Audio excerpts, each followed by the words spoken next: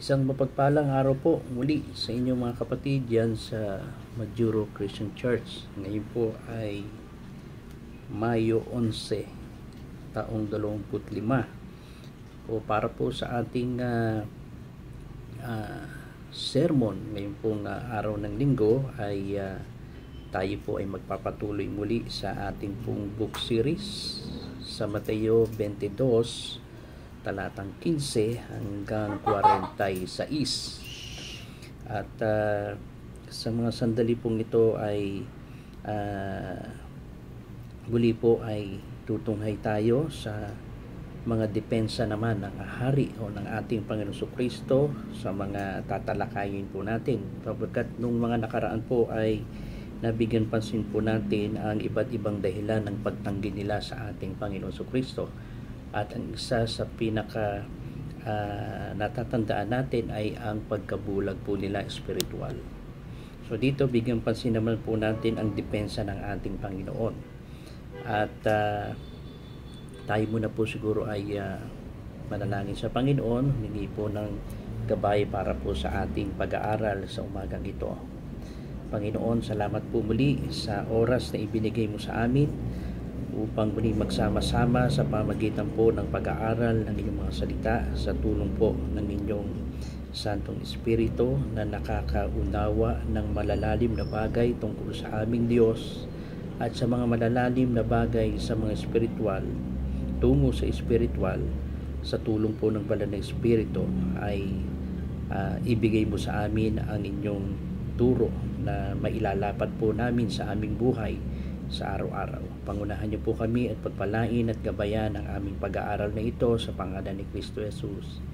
Amen. Okay. Isang linggo ng pag-alala po sa Pasko, ang araw ng Martes, ay sinubukan po muli ng mga kaaway ng ating Panginoong Jesucristo na bitagin,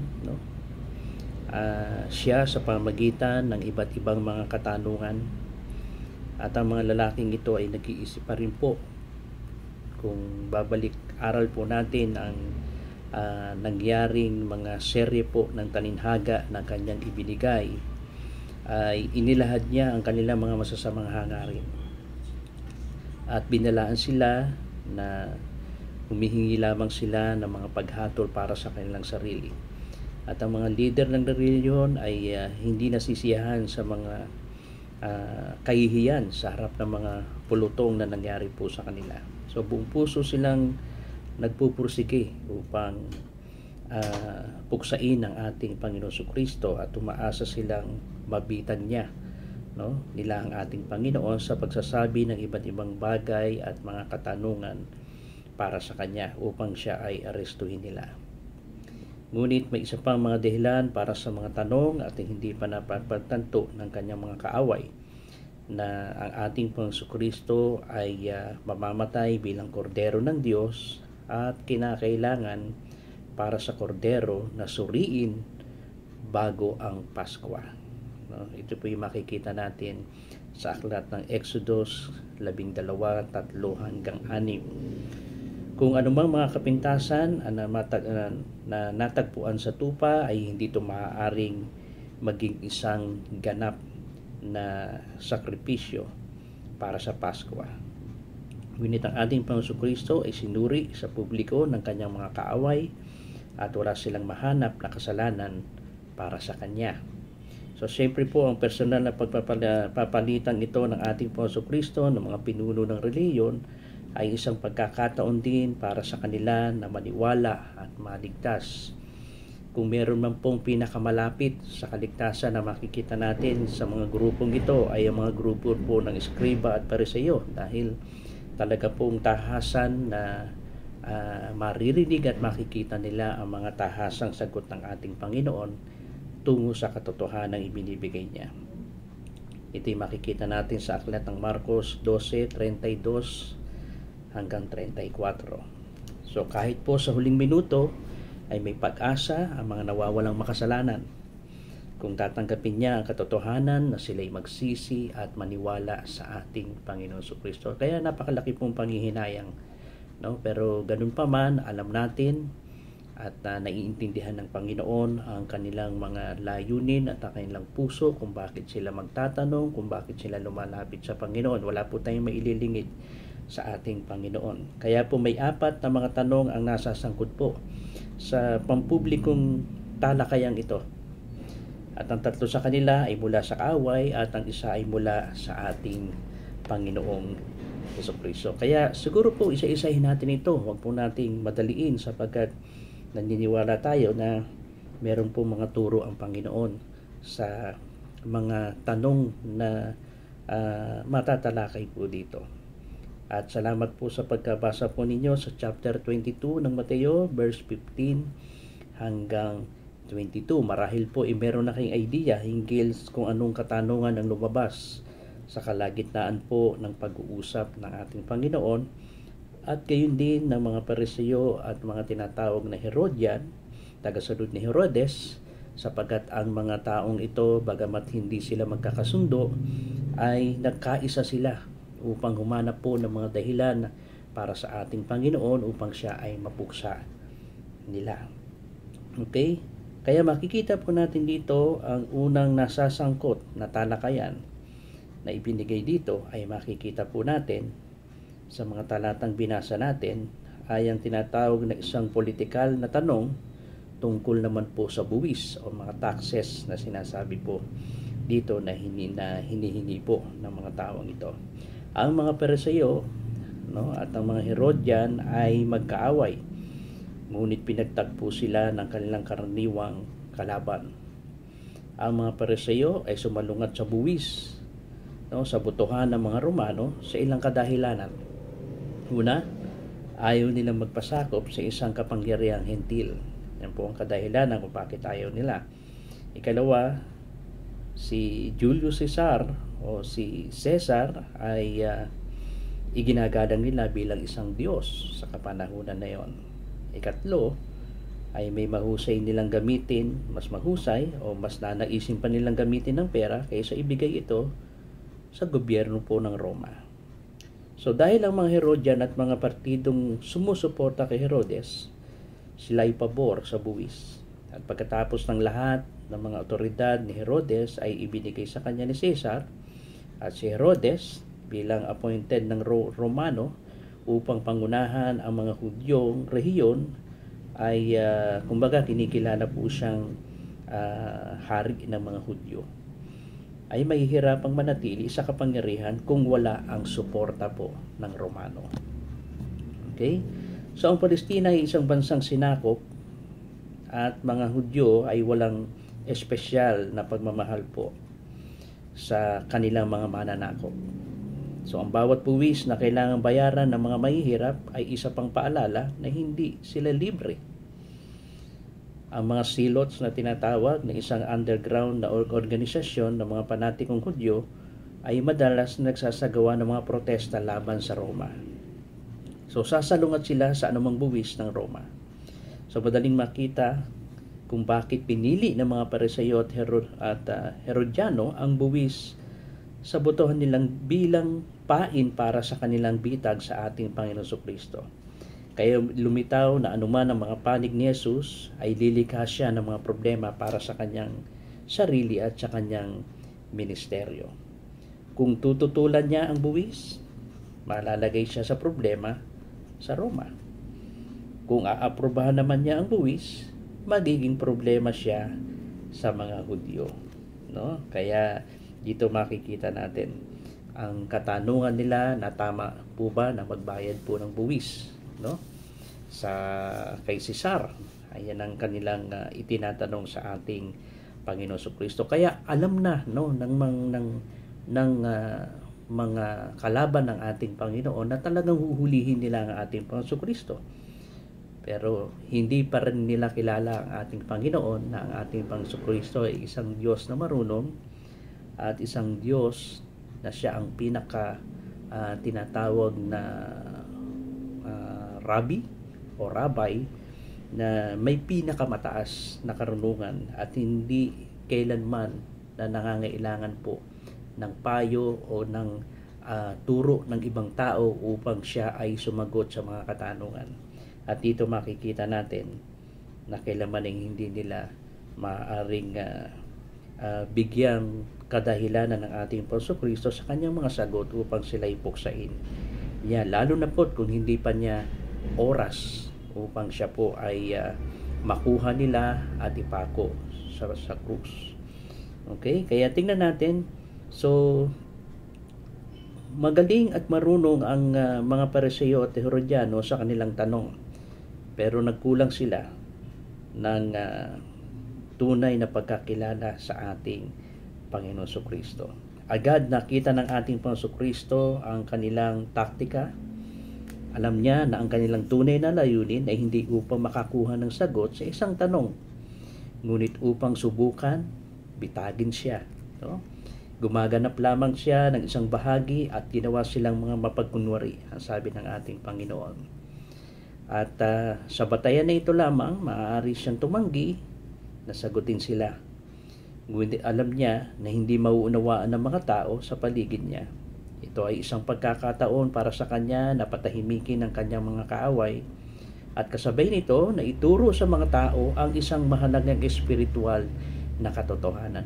At naniniwala ko kahit sa panahon natin ngayon ay meron siyang ipapakitang katotohanan, hindi lamang noon kundi hanggang sa ngayon sa kapanahunan natin, ang magandang ituturo nito para sa atin.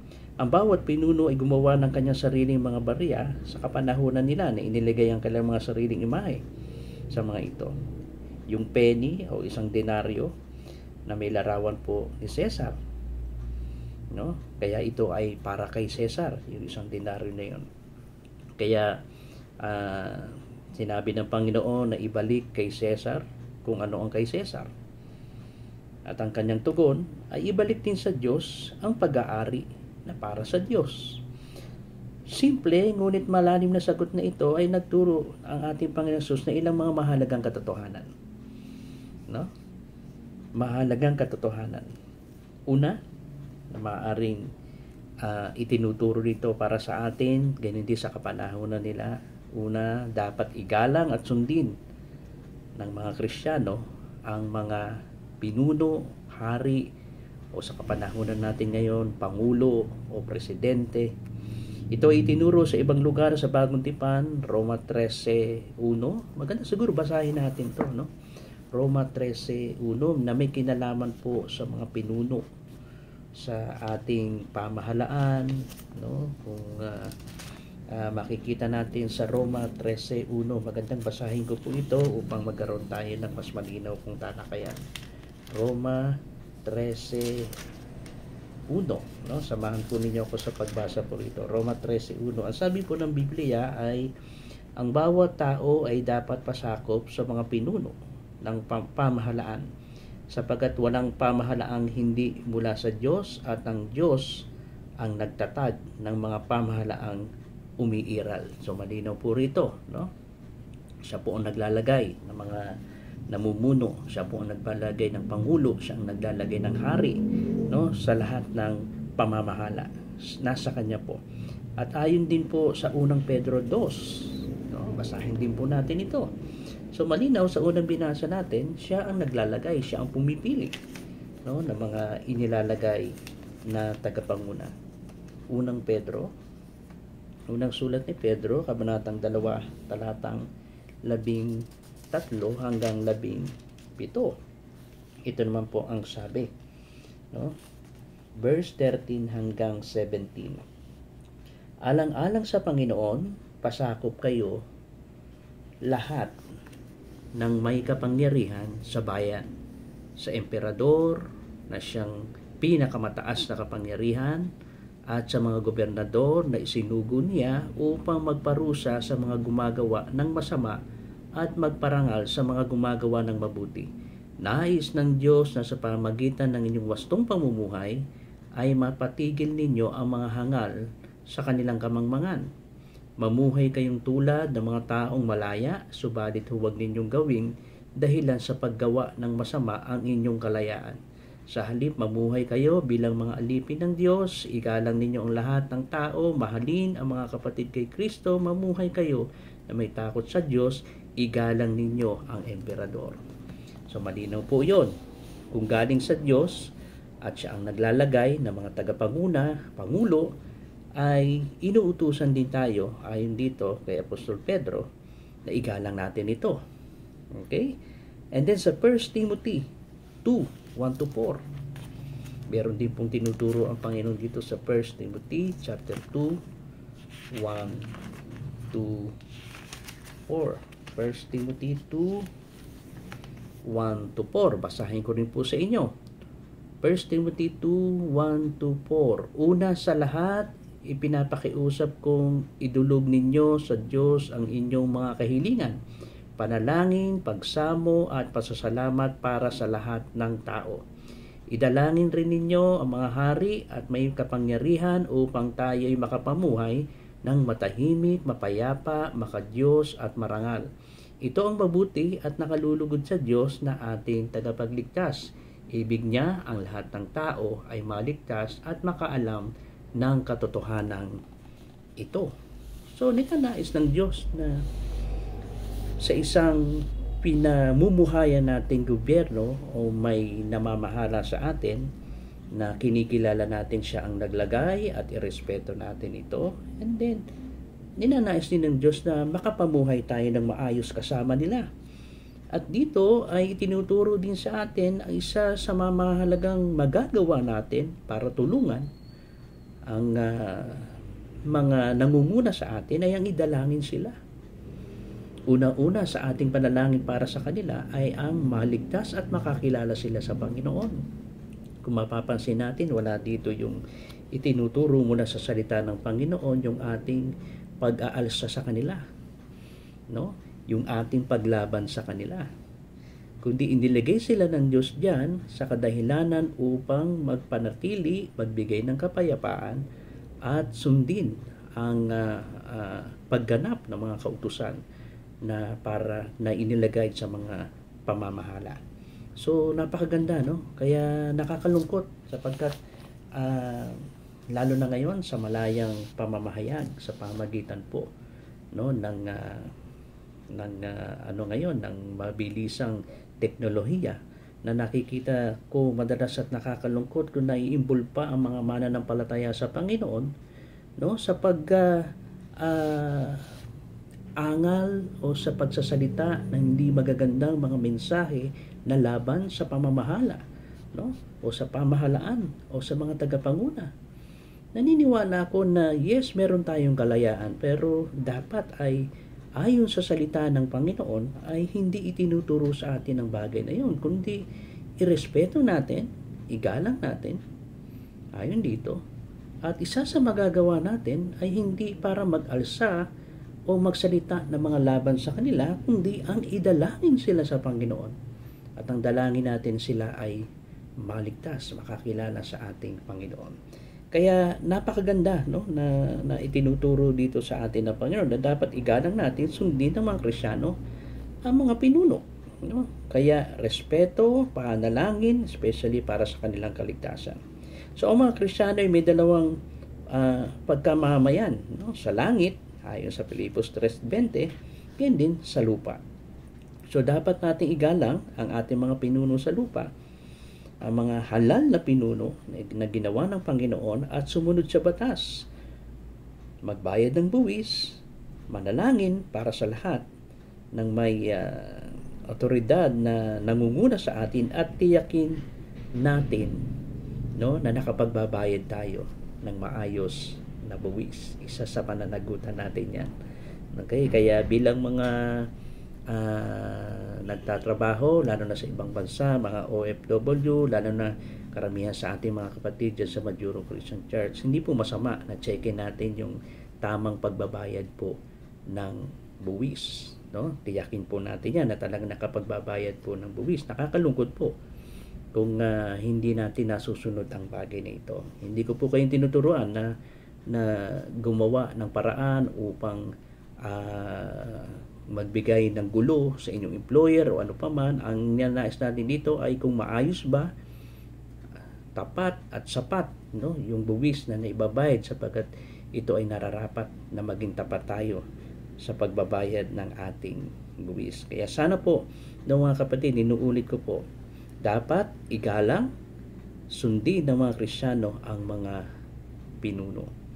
No? Kaya sana po wag tayong ma-involve, wag tayong pagsimulan upang mag-alsa, lumaban sa gobyerno, no, sa pamagitan ng mga anak ng Diyos. Ito po ay nakakalungkot. Hindi po tayo tinawag sa ganyang bagay. No? Kaya dapat natin silang kilalanin, irespeto, pero may iba't iba naman pong mga depende po sa mga kalagayan. No?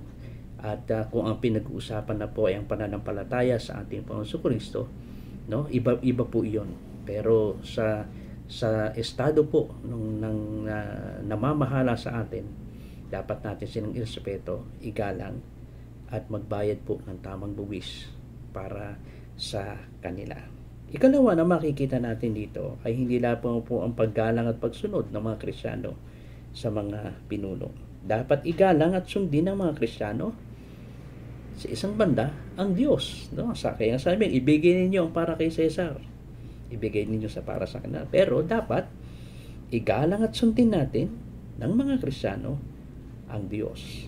Si Cesar ay hindi siya isang Diyos. Tandaan natin. At habang hindi maaaring ipatupad ng mga pahamalaan, no, ng relihiyon sa Acts 5:29, lalo na po, no, tandaan natin si Cesar ay hindi Diyos.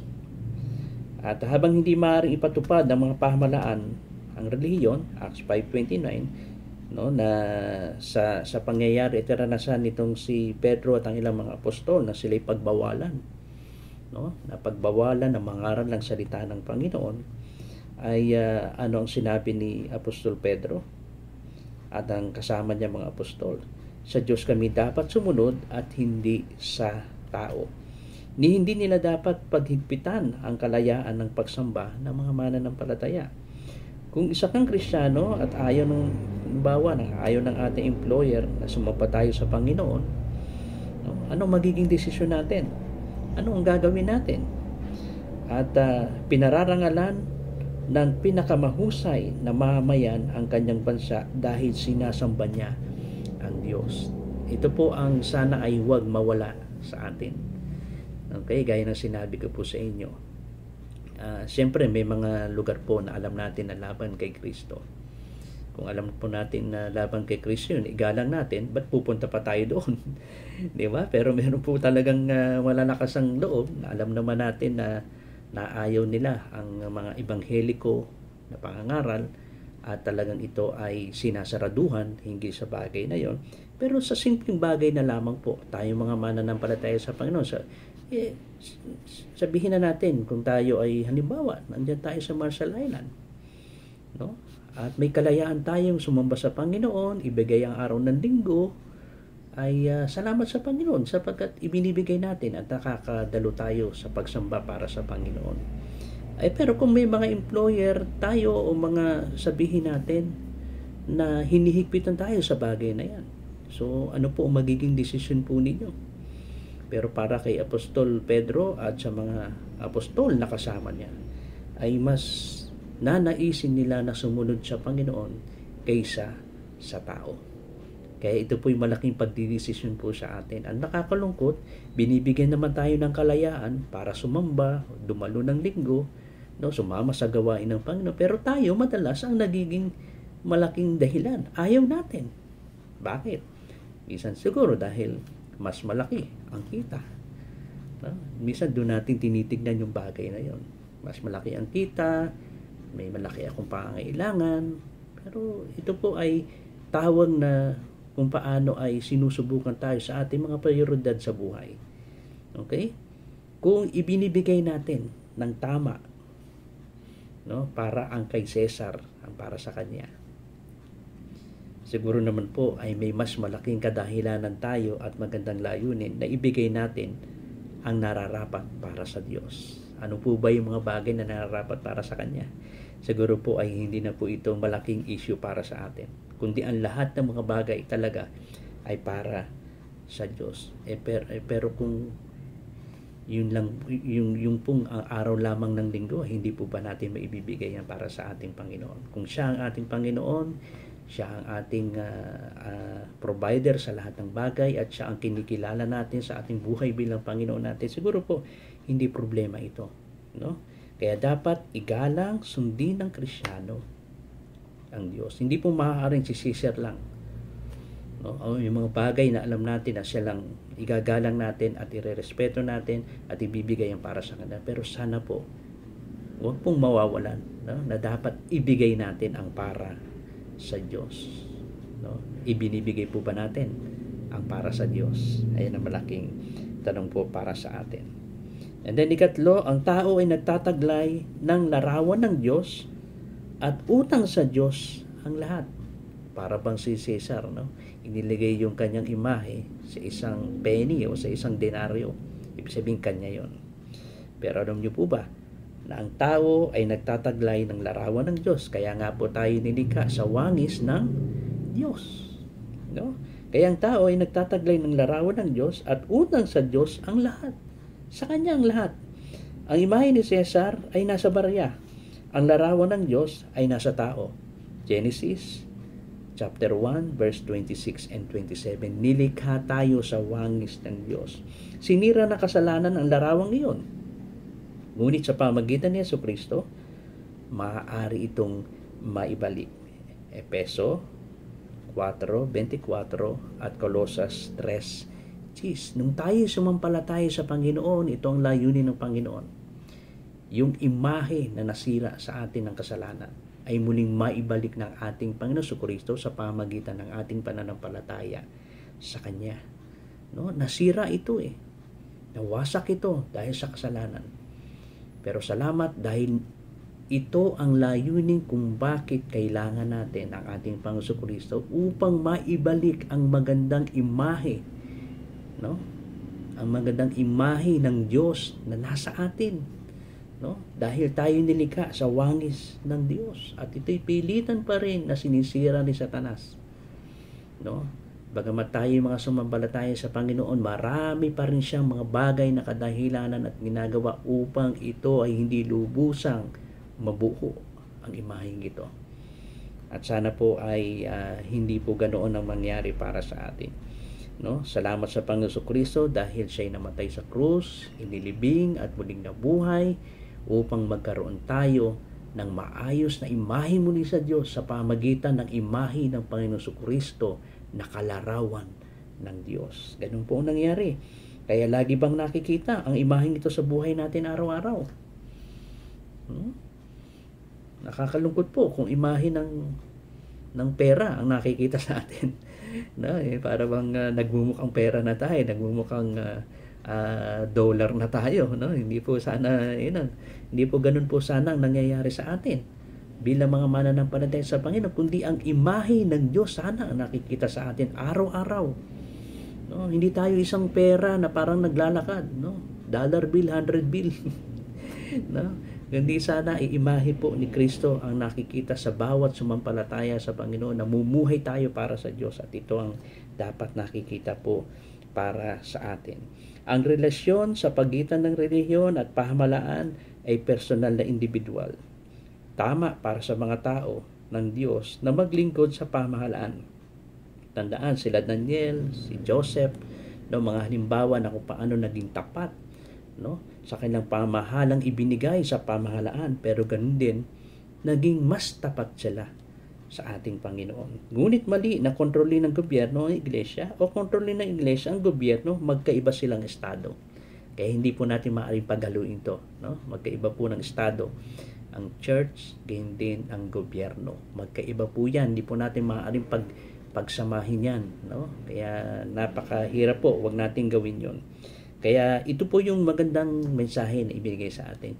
Ngayon, humanga ulit sila sa Panginoon. Nung sabihin niya, at tinanong nila, tama po ba magbuwis kay Cesar? Anong sagot ng Panginoon? Ibigay ang pera sa akin? Sino ang larawan dito? Si Cesar. O ibigay ninyo ang kay Cesar, at ibigay ninyo ang para sa Diyos. So, doon sa tanong nila, ay hindi nila nahuli ang Panginoon, no?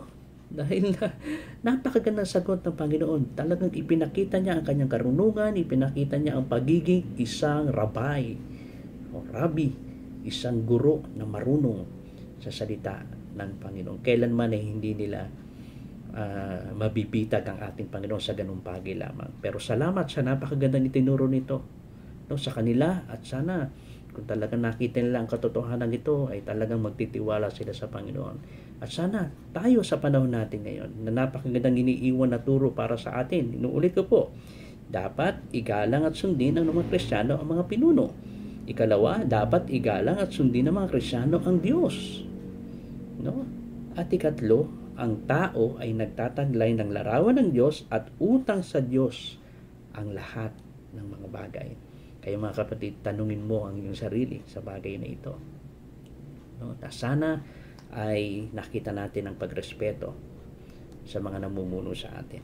At lalo tigit ang ating paggalang at ang ating pagsunod sa ating Panginoon. At sana sa araw-araw nating buhay, nakikita ang larawan, ang imahe ng Diyos sa ating pagsasalita, sa ating pagtatrabaho, sa ating paglakad dito sa mundong ito. Sapagkat ito ang iniiwang mensahe ng Diyos sa kanyang mga sagot, sa kanyang mga kaaway. Pero sana ang sagot ng Panginoon na ito ay iniiwan niya sa kanyang iglesia, sa mga sumampalataya sa kanya, upang magkaroon tayo ng magandang positibo, no, sa sagot na ito na magbago sa ating pamumuhay at pananaw hinggil sa mga bagay na sinagot niya sa sandaling ito. Kaya nawa po ay itutuloy natin, no, sa susunod muli. Papasok tayo sa chapter 22 verse 23 to 33 sa panibagong makikita natin ng mga tanong muli, anong uring mga tanong para bitagin ng ating Panginoon. Pero salamat sa mga tugon ng Panginoon, makikita natin ang talagang kapangyarihan niya, kadakilaan niya, at ang kanyang kabutihan para sa atin. Nawa po ito ay maging pagpapala sa ating lahat. Tayo po'y manalangin. Panginoon, salamat po sa maikling sandali ng aming pag-aaral ng salita mo. Ito nawa ay patuloy na tumimo po sa aming puso. Tulungan niyo po kami na mamuhay ayon sa inyong kalooban, ayon sa inyong turo sa araw na ito, Panginoon. Sana makita mo na maging tapat kami, Panginoon. Saan mang gobyerno kami, Panginoon, na nasa ilalim nito ay makita ang respeto at paggalang, at gayon din ang respeto at paggalang at pagsunod namin sa aming Panginoon Jesucristo. At lalo tigit, mamuhay kami na makita ang imahe o larawan ni Kristo kung paano niya kami niligtas at nakaranas po ng pagpapatawad at bagong buhay na nanggagaling sa Kanya. Pagpalain at ingatan po ninyo mga kapatid sa Majuro Christian Church. Patuloy niyo po kaming bigyan ng lakas, pag-iingat, kalusugan sa lahat ng pagtatrabaho at ingatan ng bawat pamilya na ikaw ang patuloy na maglalaan ng aming pong mga pangailangan. Maraming salamat po sa lahat ng inyong kabutihan sa matamis sa pangalan ni Kristo Jesus. Amen. Maraming salamat mga kapatid, at patuloy po tayong magdalanginan sa Panginoon at patuloy niya tayong palaguin sa ating pananampalataya at paglago pa sa ating espiritual at pagkakilala sa Kanya. Mag-iingat po kayo lagi. Maraming salamat po. Mapagpalang araw po sa inyong lahat.